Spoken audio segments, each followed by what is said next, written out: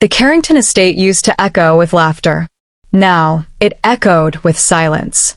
7-year-old Theo Carrington hadn't laughed in 214 days, not since the private jet carrying his father had vanished over the Atlantic. They never found the body. Just wreckage. Just silence. And now, Isabel Carrington, the most powerful woman in East Coast design, sat on the edge of her son's bed in a house where joy had packed up and left. The boy stared out the window. Blank. Still. Fragile. Breakfast. Isabel asked softly, brushing his curls back. No reply. She had tried everything. Pediatric grief therapists. Animal therapy. Music therapy. Nothing worked. Theo didn't speak. Didn't cry. Didn't even draw anymore. Just silence. Until that morning.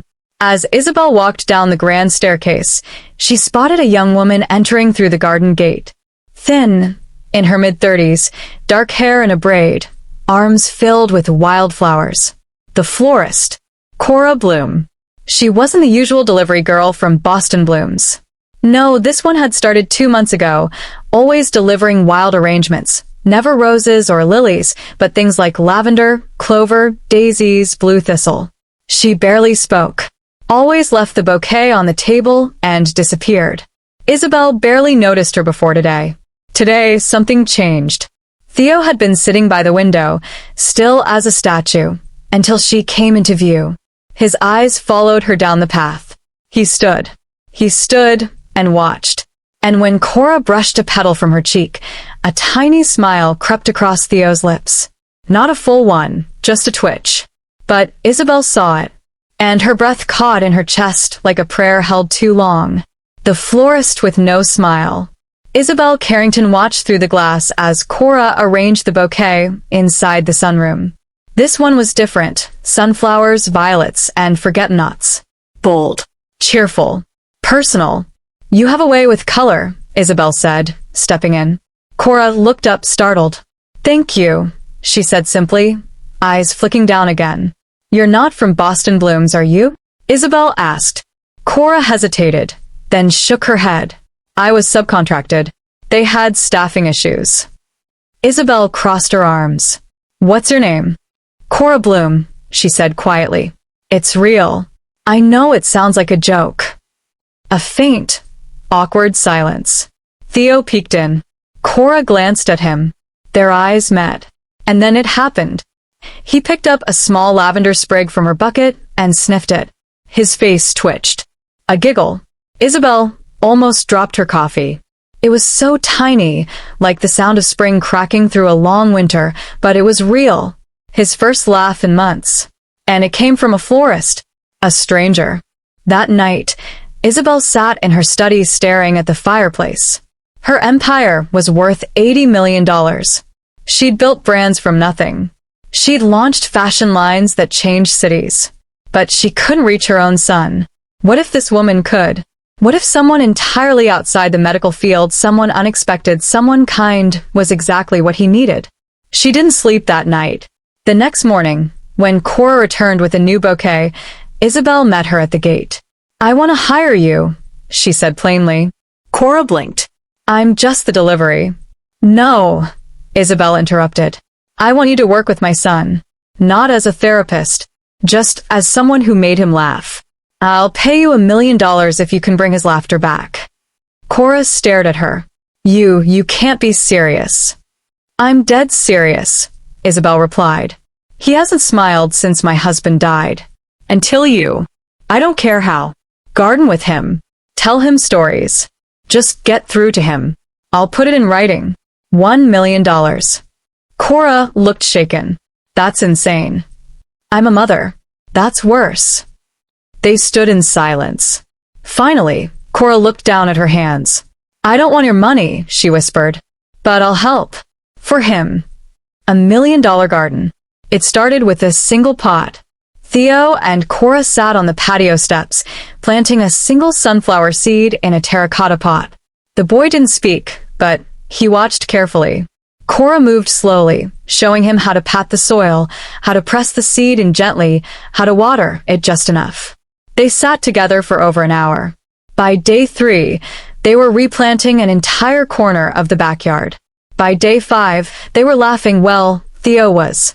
Cora smiled sometimes too, but never fully. It was as if her smile had been buried long ago, and only fragments remained.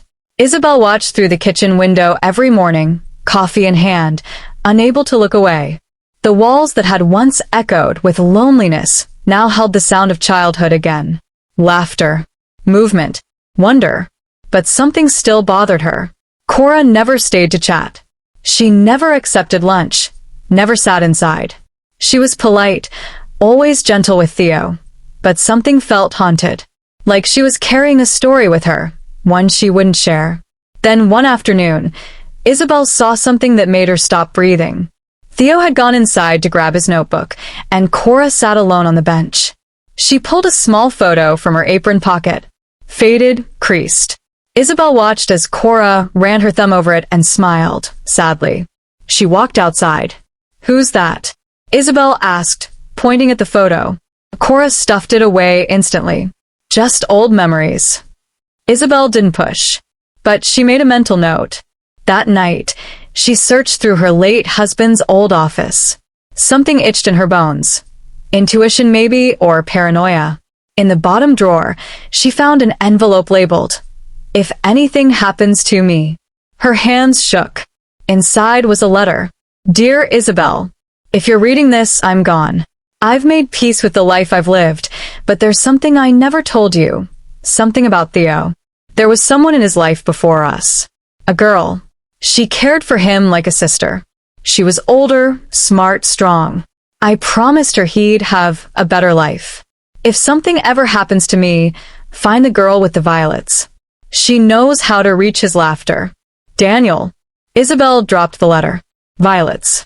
She ran downstairs, into the garden, grabbed one of the bouquets from the vase. Sunflowers, daisies, violets. Always violets. Cora Bloom wasn't just a florist. She was the girl with the violets. And she already knew her son. The next morning, Isabel Carrington didn't look at Cora the same. She watched her like a mother watches a locked door finally click open. Cora stood in the garden as always, her hands dusted with soil, her braid tied with a ribbon the same lavender color as the violets in her basket. Theo trailed behind her, dragging a watering can like it was the most precious thing he owned. Today, Cora said softly to him, "We're planting forget-me-nots." "Do you know what they mean?" Theo shook his head, curious. "They mean, I will remember you. Isn't that beautiful?" Theo nodded slowly, his eyes blinking more than usual, as if remembering something he couldn't name. Isabel stepped outside with iced tea. "Can I join?" Cora hesitated, then nodded. They planted in silence for a while. Theo concentrated fiercely, tongue tucked in his cheek as he pressed the soil. "He's been laughing again," Isabel said quietly. "It's like watching him come back from the dead." "I'm glad," Cora replied, without looking up. "I read my husband's letter," Isabel added. That made Cora freeze. Her fingers, coated in dirt, stopped mid-pat. "I know who you are now," Isabel continued. "The girl with the violets." Cora's lips parted, but no sound came. Her eyes darted to Theo, who was playing with a worm near the edge of the flower bed. "I'm not here for the money," she said finally. "I never was. I knew I shouldn't have come back, but when I saw your name on the order sheet, Carrington, I needed to see if it was him." "And you recognized him?" Isabel asked. Cora smiled, but her eyes glistened. "His eyes are the same. And his laugh. You don't forget the sound of someone you used to rock to sleep on rainy nights." Isabel's hand trembled. "Why didn't you say anything?" she asked. "Because I didn't want anything. I just wanted to make sure he was okay. And now that I know he is, I'll go." "No," Isabel said quickly, too quickly. "Please stay. He needs you.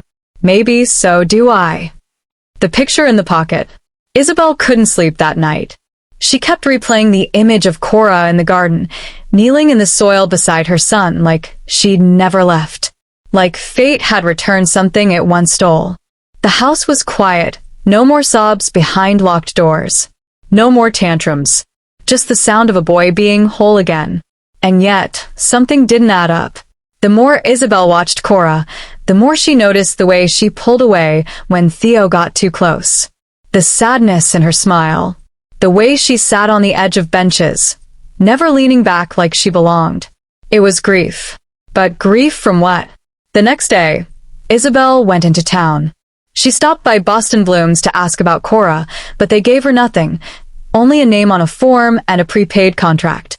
Strange. So she went to the source. Hillside Home for Girls, the orphanage Daniel had secretly supported. The receptionist was confused. "We haven't seen Cora in years," she said. "She grew up here. Left when she was 17. Went quiet after that. Did my husband ever visit here?" Isabel asked. "Oh yes," the receptionist said. "He was here almost weekly.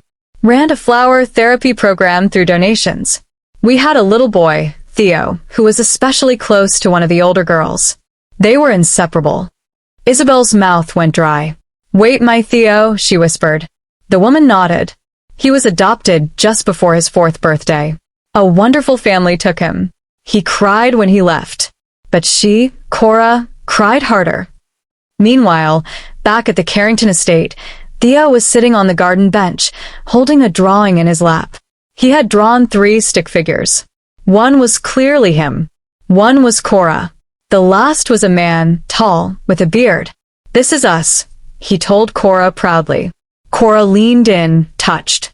"Who's that?" she asked, pointing to the bearded one. "My other daddy," Theo said. "He used to sit with us by the violets. But Mommy doesn't remember him." Cora froze. She reached into her apron pocket slowly and pulled out the photo. Faded, cracked, worn at the edges. It was the old group photo from the orphanage. A dozen children. Cora holding a small boy. Theo. He didn't recognize it. He just smiled and said, "That's me. That's my smile." Isabel's suspicions. That night, Isabel poured herself a glass of red wine and stared at the letter again.